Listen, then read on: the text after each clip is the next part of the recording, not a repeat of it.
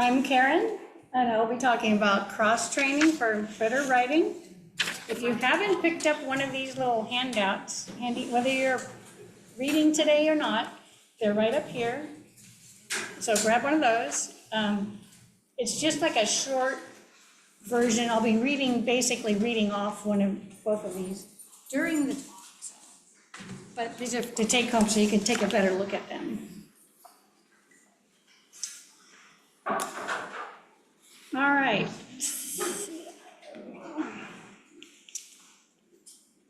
This is going to be fun. Oh, fine.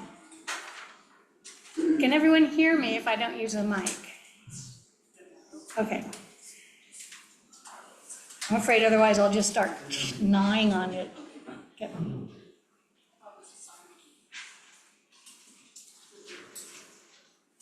So, who's nervous about reading their poems today? Okay. Good. I want you to draw on that nervousness, because if you're not nervous about reading your poem, then you don't care enough, right? So turn that into excitement. See if you can turn it into excitement. But we're talking about, okay, so we're here to talk about writing, not speaking. And I'll just jump right in. So just like great athletes, the great writers succeed through perseverance, and through study, and through cross-training. Yes, they don't just write, they don't just write what they're writing, they write other things, is what I should say. We all know how to build our intellectual strength. It takes diverse activities, things like we read, we play chess, we study a language. Today we're going to look at a subset of the intellectual, which is specifically writing, and how our writing can benefit from cross-training. We could call it cross-writing. Now, the great Martina Navratilova, one of my heroes, didn't get to be great by just going out and playing match after match. That's an unsustainable practice. She was one of the first tennis players to go out and lift weights and do cross-training, Pilates type work in support of her tennis. And that's why she got to be so great. Now, what do? We sit down every day, we go to our computers, and we sit down and we start pounding out those 2,000 words that we've set for ourselves as a goal every day. But this unrelenting vomit of words, as it is, where does that get us, really?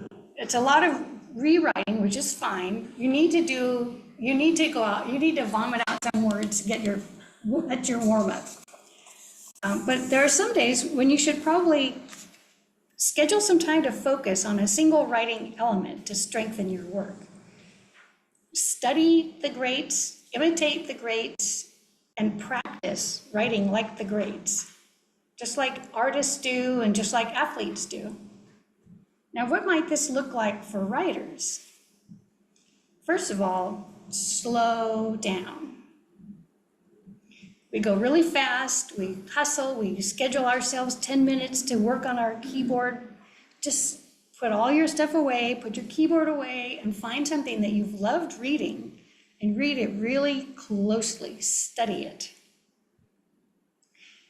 Because the best literary novels or sci-fi or memoir, they all have something in common. Right at the start, the author has asked us a question, or made us uneasy, or transported us somewhere wonderful or somewhere really uncomfortable. And as you read, you want to ask yourself, how did the author do that? What was it that made me feel angry or scared or warm? Was it the words themselves? Was it the sentences or the paragraphs that led up to that moment? Was it the pacing of the sentences? So reread your favorite little passages and read closely. Take your time and ask yourselves, how did they do that?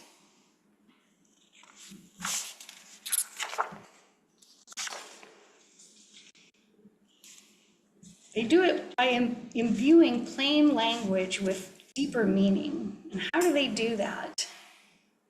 When I read a book or even a poem, I usually start at the shallow end because I'm not always a really deep thinker. But I realize at some point that something has made me ask, how did the author do that? How can I learn to do that? So I don't know if you've heard of the television series Vera. We watch it all the time. It's a Brit show. It was adapted from Anne Cleeve's detective novels, which are set in the northeast of England, and Vera Stanhope is her main protagonist.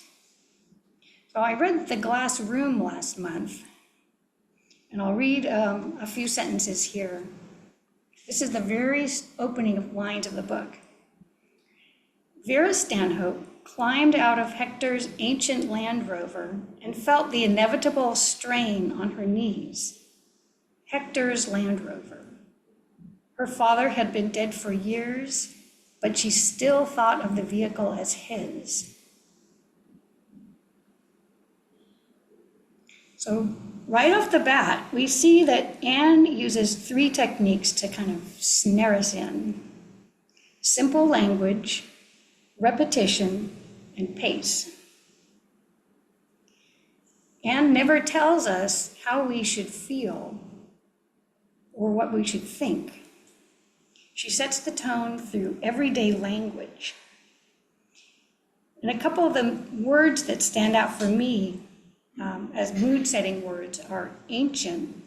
That's a kind of a deeper word than just saying old. She could have said it's an old Land Rover, or she could have said it's a 1980 Land Rover.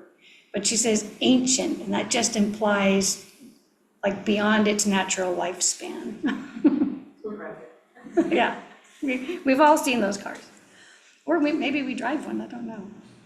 And then the other word that I like here that she uses is strain regarding her knees. It's a little deeper than sore. You could say sore knees or, I don't know, glitchy knees or something. That kind of implies like, a temporary weather-driven situation. But a strain is kind of more, it sounds to me longer lasting and more persistent. That's the word I want. If I forget words, you guys feel free to jump in and tell me what word I'm not getting. And then her repetition, she repeats 3 times that Vera is driving her dead father's car. Why? So that's the question she leaves me with. It's a common scene. All Vera's done is climb out of the car. But the author has used plain concrete images and a repeated idea to manipulate our emotions and to make us ask this question. She's made the scene a little uncommon. And lastly, the variation of her sentence length moves our eyes right along the page. So very quickly, she's able to get us hooked. We don't realize how much information we've taken in that short little bite about the father, about the car, and there's some history going on here. And this is all nothing to do with the actual plot of the show or the book itself. Sorry, I'm thinking of a TV show. Wait a minute. Okay, I'm going to screw up here, Bernard. Okay. So here's our first little cross-training exercise, and you've got that on your sheet, so you don't have to, you can take notes on your sheet if you want. And even if you're a poet, try this.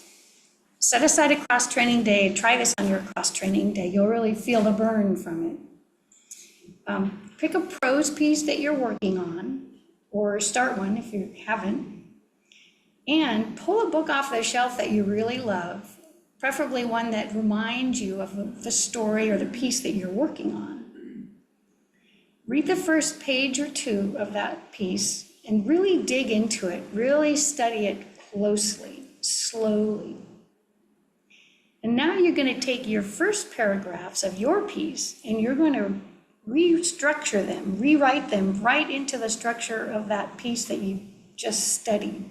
Same sentence structure, same number of words per sentence, noun for noun, verb for verb. Let it take as long as it wants to. Work on it a few minutes a day or, half a day per week.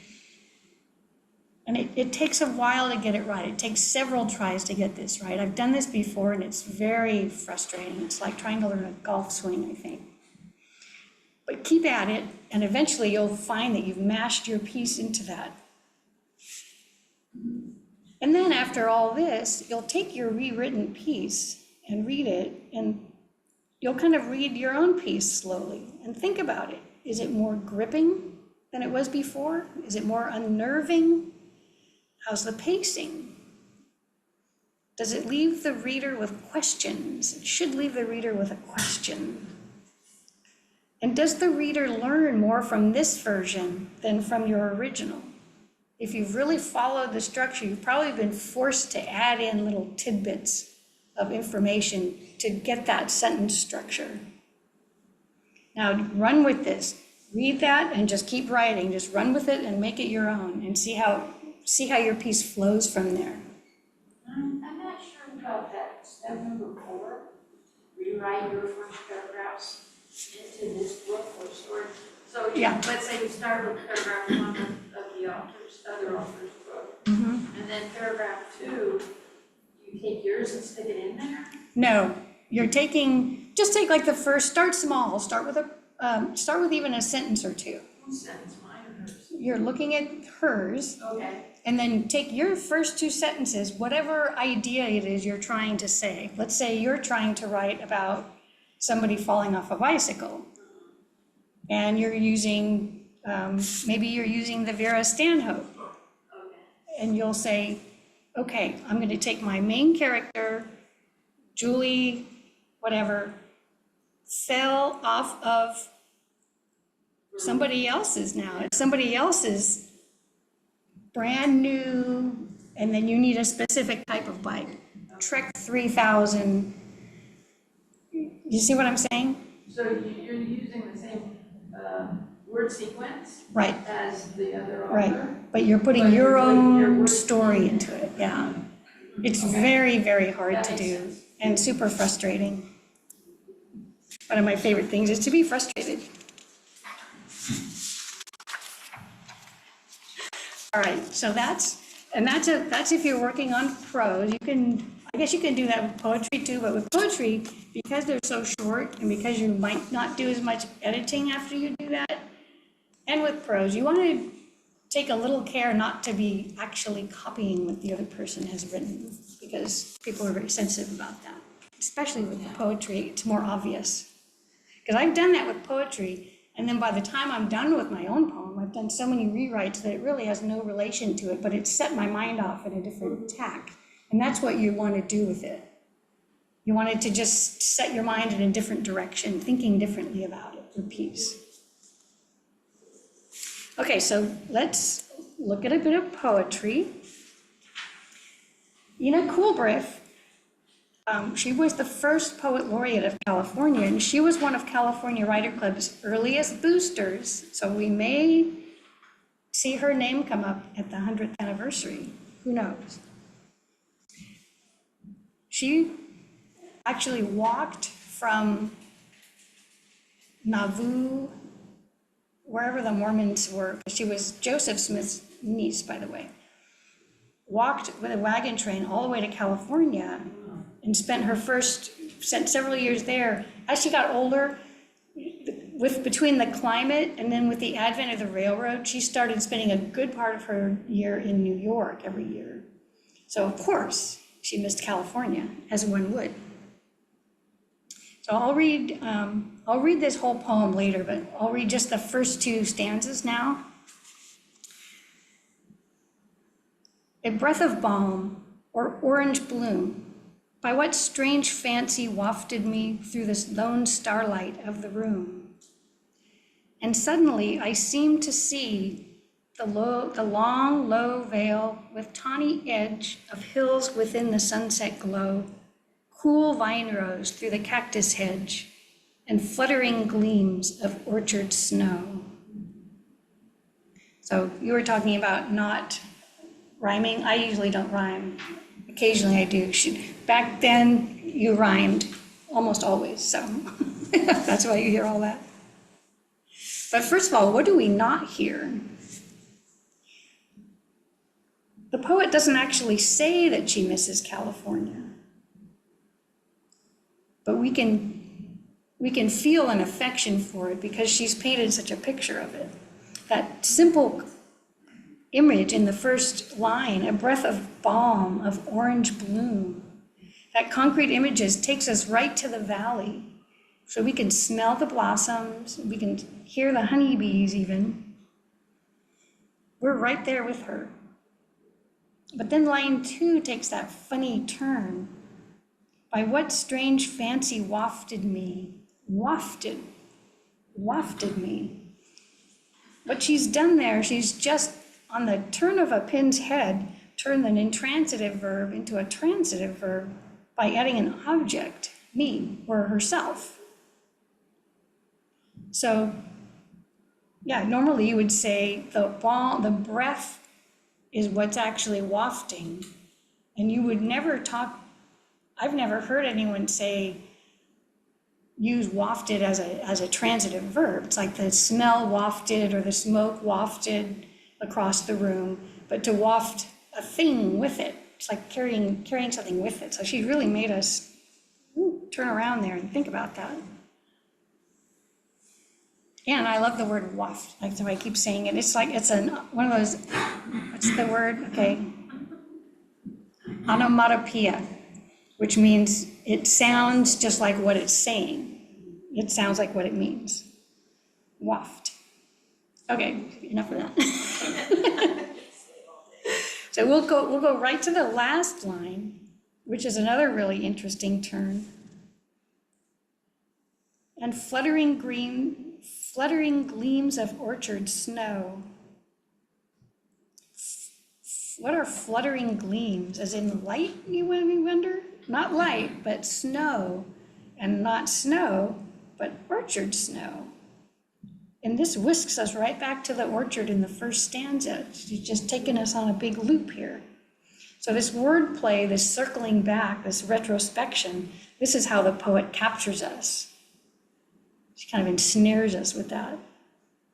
So if you're not poets, we have a cross-training exercise for you too. And even if you're a prose writer, try this one on your cross-training day. Pick a poem that you've written, and if you've not written one, now's a good time.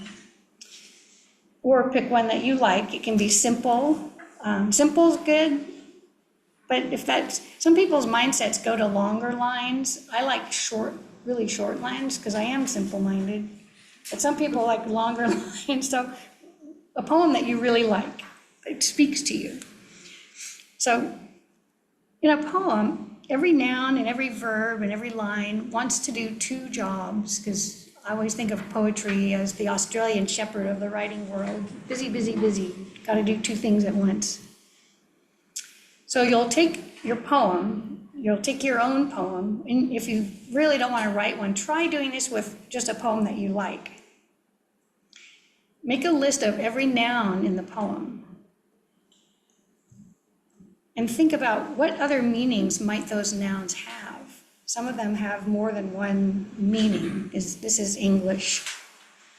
So list those out. And in what other contexts might those nouns be used? She's taken gleams, which is a really interesting word, and she's changed it, and she's taken snow and she's made snow to mean blossoms. So she's already done that here. So you can do the same thing with words. Just think of other uses for them. Pull out your Australian shepherd, let it off its leash. And then go through and do the same thing with all the verbs. Actually, that's where gleams comes in, because I don't know, gleam can be a verb or a noun, I guess. That's a great word. So do the same thing with every verb. Think of different uses it could have, if you put it in a different context, does it mean something completely different? And this is why this is a slow exercise and frustrating. It makes you stop and really, every time you think one thing, you realize that you're thinking something else. So the ultimate goal is to make your reader experience more or less what you want them to experience, given that, especially in poetry, once you put it out there, you're no longer in control of what people think or feel. But you can try. So do the same thing, run with this, make it your own, rewrite your own poems, rewrite someone else's poem just for fun, just for the exercise, and then throw it away. And finally, remember this cross-training stuff, it ain't for sissies. It takes fortitude to carve out the time, and it's very awkward to practice something that's unfamiliar to you, so stick with it. Because if there's one thing I've learned in my many years, is that the more awkward it feels, the more we need to do it. So happy cross-training, everyone.